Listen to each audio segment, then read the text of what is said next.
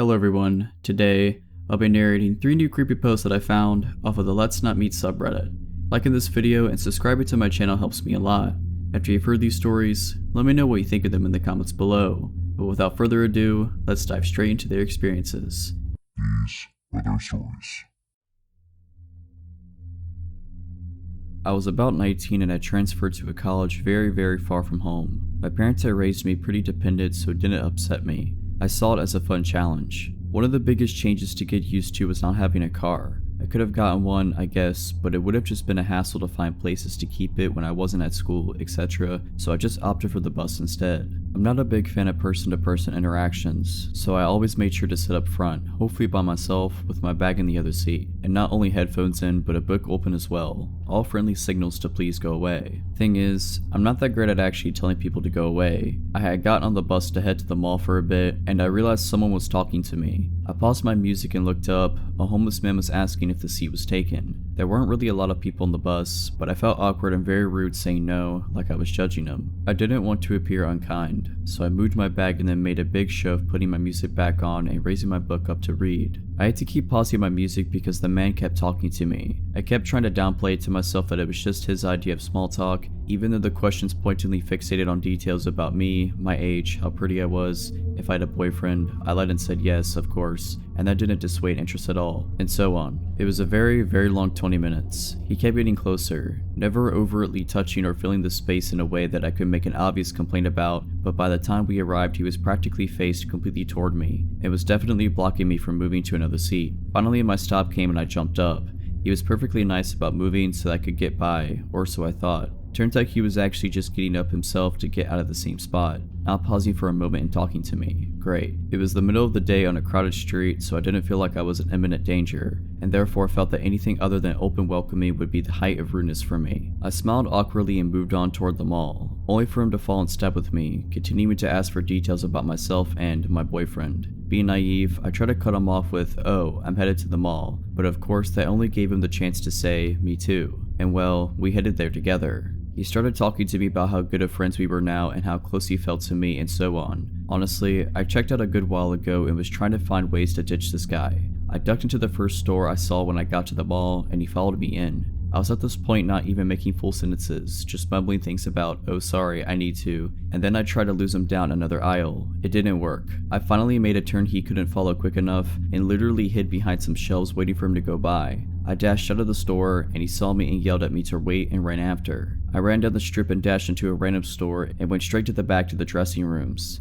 I hid in one of them for as long as I felt that I could, and then I peeked out and saw him in the larger mall area, scanning. He finally moved off down the wrong way and I stayed in the store another half an hour, pretending to look at clothes. I don't know what the shop girls must have thought. I was clearly shaken and to the point of tears, but I had called my mother by that point and was keeping her on the phone. When I left, I ran out of the mall and went around to a different bus stop, in case the man would be back at the first one. I was so scared that he would show up again and this time follow me to my apartment. There's a lot I didn't do right in that situation, but I'm just glad I was lucky enough to lose the guy. I can't say what my job was, because what I did was literally the name of the company, but it had something to do with law in a small basement office. This office had 2 main rooms and a bathroom. The boss worked in the room in the back, while the rest of us, 3 in total, worked in the front. This wasn't a place where clients came and met with us. It was just where we got work done on computers and packages sent before leaving. Oftentimes I worked alone the last 3 hours, which in reality was great. I got to listen to whatever music I want, sing and get stuff done on the computer. On occasion my boss would come to pick something up or just get a bit more work done. And on this day he did, but he came in with an older gentleman that I didn't recognize. My boss explained that the man was a customer from one of the companies on the top floor and he left only to realize he really needed to go to the bathroom and asked to use ours. My boss stuck around near my desk until the man left and then got to work. As I continued to work, I began to cough and wheeze a bit. Breathing became painful and, at first, I didn't know why until I gradually got a whiff of smoke, cigarette smoke. None of my coworkers smoked and I don't know if I'm allergic or intolerant to cigarette smoke, but I instantly feel ill whenever I begin breathing it in. I shrugged it off and watched my breathing, being sure nothing bad was happening to me, and not soon after my boss grabbed his coat and began to leave. He said, "Your coworker will be coming in a bit just to pick some stuff up,"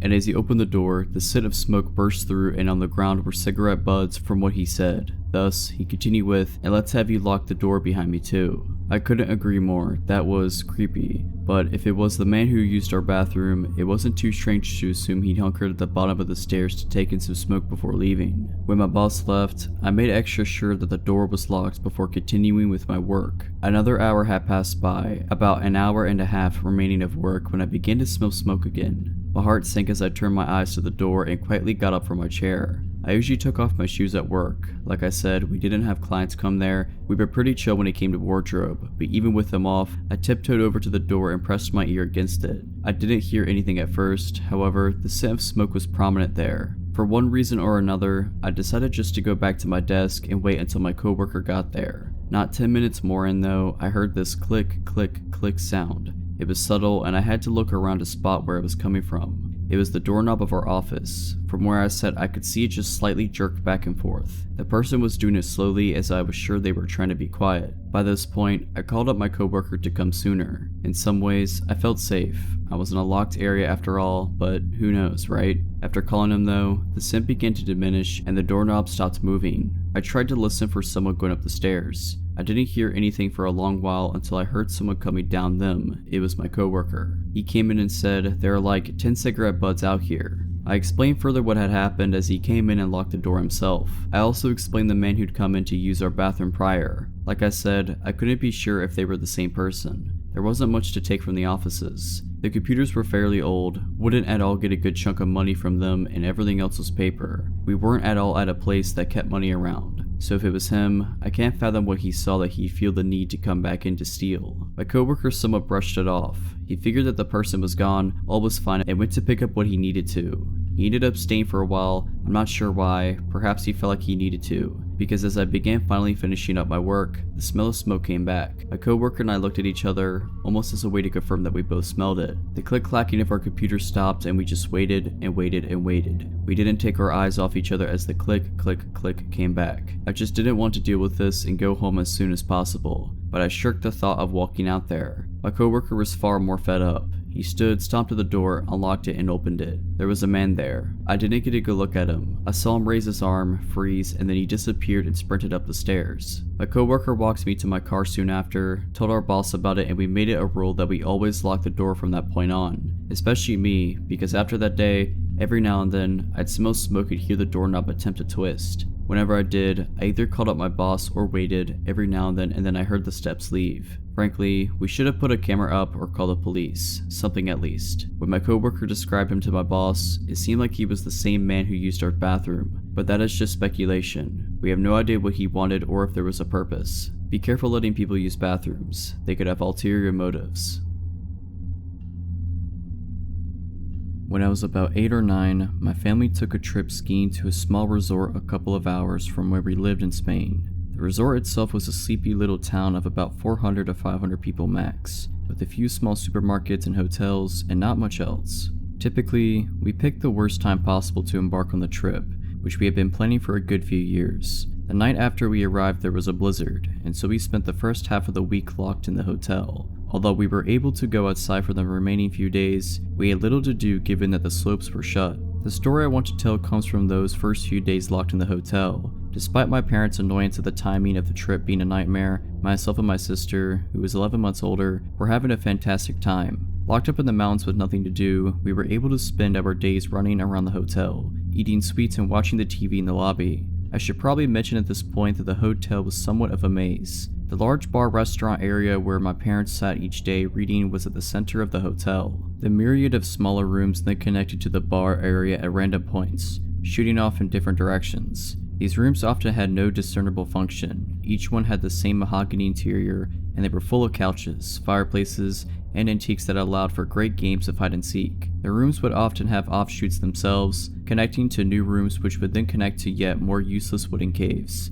As such, it was possible to be 4 or 5 rooms away from the main hotel area at any one time, without knowing exactly where you were or how to get back. Anyway, at some point along the weekend, myself and my sister decided to play hide and seek. Bearing in mind the above, it was almost an impossible challenge to find the hider. At one point in the game, I was just about to give up on searching for my sister until I heard her voice from what sounded like a few rooms away. After successfully navigating the web of rooms, I emerged to find her sitting on a couch alongside a German man with gray hair, probably in his 60s if I had to guess. As soon as I emerged into the room, the man turned to me and told me he was taking my sister to the swimming pool and asked if I wanted to come. I remember immediately thinking it was odd that there was a swimming pool that we hadn't heard of. My parents had been complaining that morning about how much TV we were watching, and so I was sure they would have taken us there if they had known about it. And besides, the hotel did not seem of the size to be able to host one. I told the man that I have to ask my parents first, and told my sister to come back with me to find them. He immediately replied that I should go and that he should take my sister on ahead. I told my sister that she absolutely had to come with me, but excited at the thought of the swimming pool, she said she didn't want to. We began to argue, with the man taking my sister's side and encouraging me to go ask my parents' permission whilst he waited with my sister. I dug my foot in, telling my sister that our parents would be very cross if we went somewhere on our own. And after a few minutes bickering, she eventually gave in and came back with me, giving her assurance to the man that we'd come back. Of course, when we told our parents, they were livid. My dad went back to the room to try and find the man, but with all the offshoots and given that all the random rooms looked the same, it was almost impossible to be sure that we were in the right one. In any case, there was no sign of him. I remember my dad screaming at the hotel lobby that he needed a list of all male guests and their room numbers, but of course they wouldn't give it to him. We spent the rest of the trip by our parents' side, terrified at the thought of being locked up in a blizzard with him. Thankfully, we never saw the man again. Alright, so that's it. Hope you enjoyed this video. If you did, consider liking this video and subscribing to my channel. Let me know what you thought of these stories in the comments below. But as always, Have a nice day.